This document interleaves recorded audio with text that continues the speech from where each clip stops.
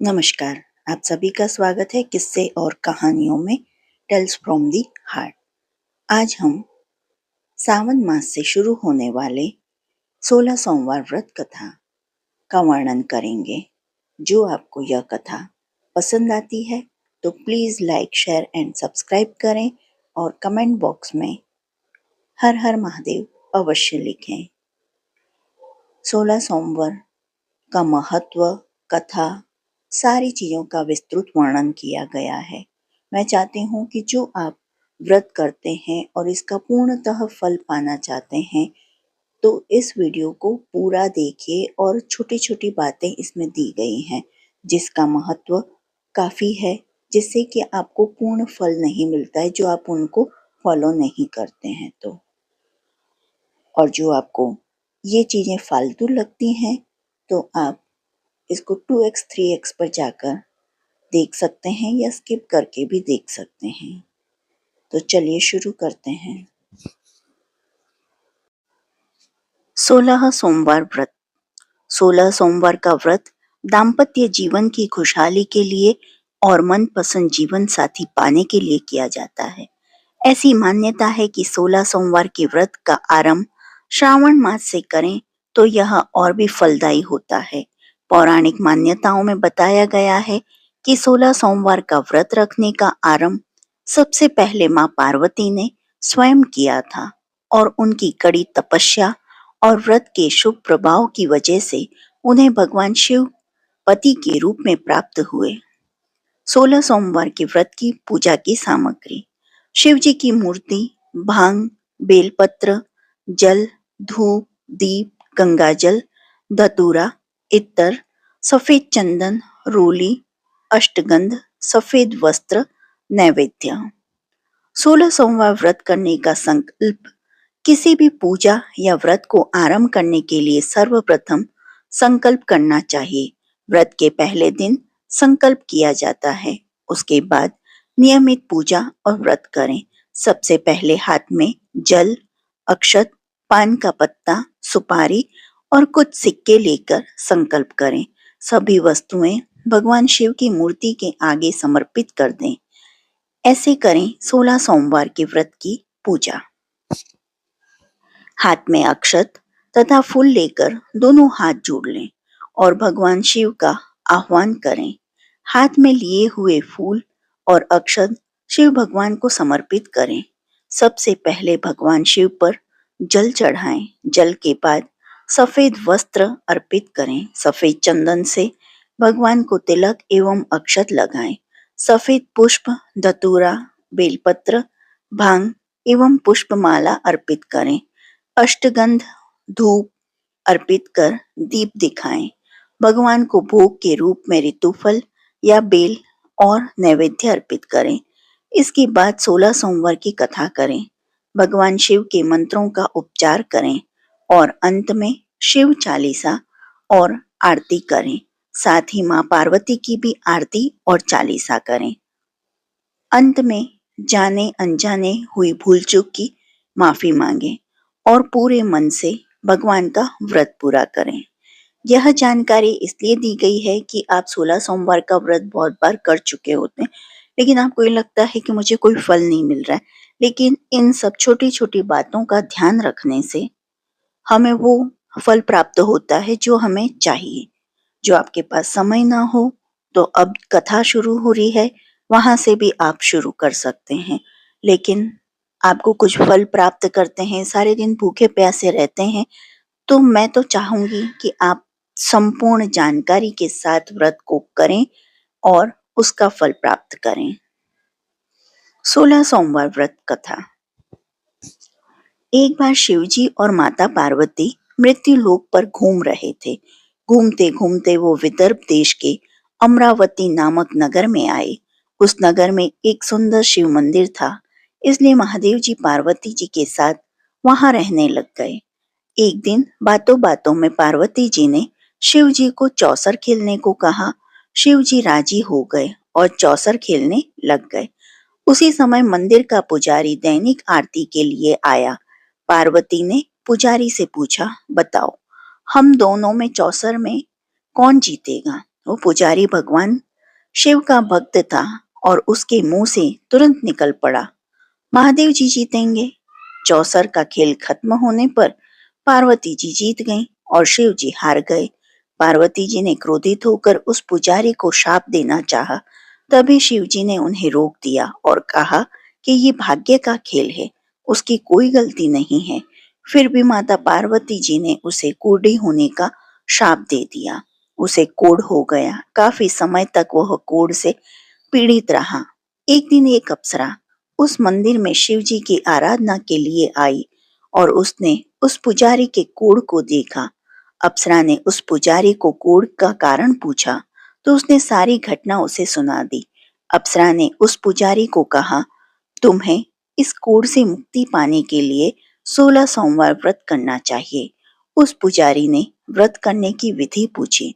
अप्सरा ने बताया, सोमवार के दिन नहा धोकर साफ कपड़े पहन लेना और आधा किलो आटे से पंजीरी बना देना। उस पंजीरी के 3 भाग करना। प्रदोष काल में भगवान शिव की आराधना करना। इसी पंजीरी के 1/3 हिस्से को आरती में आने वाले लोगों को प्रसाद के रूप में देना। इस तरह 16 सोमवार तक यही विधि अपनाना। 17वें सोमवार को 1/4 गेहूं के आटे से चूरमा बना देना और शिव जी को अर्पित कर लोगों में बांट देना। इससे तुम्हारा कोढ़ दूर हो जाएगा। इस तरह 16 सोमवार व्रत करने से उसका कोढ़ दूर हो गया और वो खुशी खुशी रहने लगा। एक दिन शिवजी और पार्वती जी दोबारा उस मंदिर में लौटे और उस पुजारी को एकदम स्वस्थ देखा। पार्वती जी ने उस पुजारी से स्वास्थ्य लाभ होने का राज पूछा। उस पुजारी ने उसने कहा, 16 सोमवार व्रत किए जिससे उसका कोढ़ दूर हो गया। पार्वती जी इस व्रत के बारे में सुनकर बहुत प्रसन्न हुई। उन्होंने भी ये व्रत किया। इससे उनका पुत्र वापस घर लौट आया और आज्ञाकारी बन गया। कार्तिकेय ने अपनी माता से उनके मानसिक परिवर्तन का कारण पूछा जिससे वो वापस घर लौट आए और पार्वती ने उन्हें इन सब पीछे 16 सोमवार व्रत के बारे में बताया। कार्तिकेय ने यह सुनकर बहुत खुश हुए। कार्तिकेय ने अपने दूर गए ब्राह्मण मित्र से मिलने के लिए उस व्रत को किया। 16 सोमवार होने पर उनका मित्र उनसे मिलने वापस लौट आया। उनके मित्र ने इस राज का कारण पूछा तो कार्तिकेय ने 16 सोमवार व्रत की महिमा बताई। यह सुनकर उस ब्राह्मण मित्र ने भी विवाह के लिए 16 सोमवार व्रत रखने के लिए विचार किया। एक दिन राजा अपनी पुत्री के विवाह की तैयारियां कर रहा था। कई राजकुमार राजा की पुत्री से विवाह करने के लिए आए। राजा ने एक शर्त रखी कि जिस भी व्यक्ति के गले में हथिनी वरमाला डालेगी उसके साथ ही उसकी पुत्री का विवाह होगा। वो ब्राह्मण भी वहीं था और भाग्य से उस हथिनी ने उस ब्राह्मण के गले में वरमाला डाल दी और शर्त के अनुसार राजा ने उस ब्राह्मण से अपनी पुत्री का विवाह कर दिया। एक दिन राजकुमारी ने ब्राह्मण से पूछा, आपने ऐसा क्या पुण्य किया था जो हथिनी ने दूसरे सभी राजकुमारों को छोड़कर आपके गले में वरमाला डाली? उसने कहा, प्रिय, मैंने अपने मित्र कार्तिकेय के कहने पर 16 सोमवार व्रत किए थे। उसी के परिणाम स्वरूप तुम लक्ष्मी जैसी दुल्हन मुझे मिली। राजकुमारी यह सुनकर बहुत प्रभावित हुई। उसने भी पुत्र प्राप्ति के लिए 16 सोमवार व्रत रखा। फलस्वरूप उसके एक सुंदर पुत्र का जन्म हुआ और जब पुत्र बड़ा हुआ तो पुत्र ने पूछा, माँ, आपने ऐसा क्या किया था जो आपको मेरे जैसा पुत्र मिला? उसने भी पुत्र को 16 सोमवार व्रत की महिमा बताई। यह सुनकर उसने भी राजपाट की इच्छा के लिए व्रत रखा। उसी समय एक राजा अपनी पुत्री के विवाह के लिए वर तलाश कर रहा था। लोगों ने उस बालक को विवाह के लिए उचित बताया। राजा को इसकी सूचना मिलते ही उसने अपनी पुत्री का विवाह उस बालक के साथ कर दिया। कुछ सालों बाद राजा की मृत्यु हुई तो वह राजा बन गया क्योंकि उस राजा के कोई पुत्र नहीं था। राजपाट मिलने के बाद भी वो सोमवार व्रत करता रहा। एक दिन 17वें सोमवार व्रत पर उसकी पत्नी को भी पूजा के लिए शिव मंदिर आने को कहा। लेकिन उसने खुद आने की बजाय दासी को भेज दिया। ब्राह्मण पुत्र के पूजा खत्म होने के बाद आकाशवाणी हुई, तुम अपनी पत्नी को अपने महल से दूर रखो, वरना तुम्हारा विनाश हो जाएगा। ब्राह्मण पुत्र ये सुनकर बहुत आश्चर्यचकित हुआ।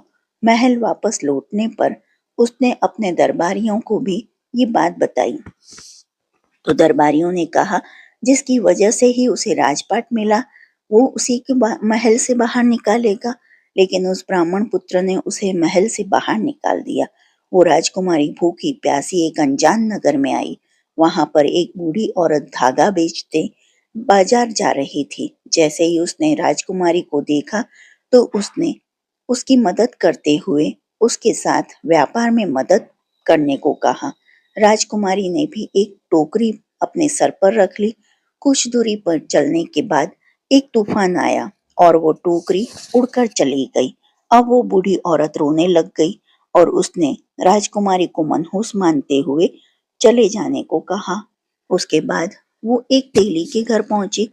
उसके वहां पहुंचते ही सारे तेल के घड़े फूट गए और तेल बहने लग गया, और उस तेली ने भी उसे मनहूस मानकर उसको वहां से भगा दिया।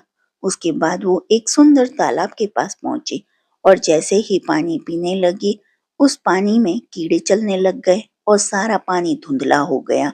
अपने दुर्भाग्य को कोसते हुए उसने गंदा पानी पी लिया और पेड़ के नीचे सो गई। जैसे ही वो पेड़ के नीचे सोई, उस पेड़ की सारी पत्तियां झड़ गई। अब वो जिस पेड़ के पास जाती, उसकी पत्तियां गिर जाती थीं। ऐसा देखकर वहां के लोग मंदिर के पुजारी के पास गए। उस पुजारी के ने उस राजकुमारी का दर्द समझते हुए उससे कहा, बेटी तुम मेरे परिवार के साथ रहो, मैं तुम्हें अपनी बेटी की तरह रखूंगा, तुम्हें मेरे आश्रम में कोई तकलीफ नहीं होगी। इस तरह वो आश्रम में रहने लग गई। अब वो जो भी खाना खाती, बनाती या पानी लाती, उसमें कीड़े पड़ जाते। ऐसा देखकर वो पुजारी आश्चर्यचकित होकर उससे बोला, बेटी तुम पर ये कैसा कोप है जो तुम्हारी ऐसी हालत है। उसने वहीं शिव पूजा में ना जाने वाली कहानी सुनाई। उस पुजारी ने शिव जी की आराधना की और उसको 16 सोमवार व्रत करने को कहा, जिससे उसे जरूर राहत मिलेगी।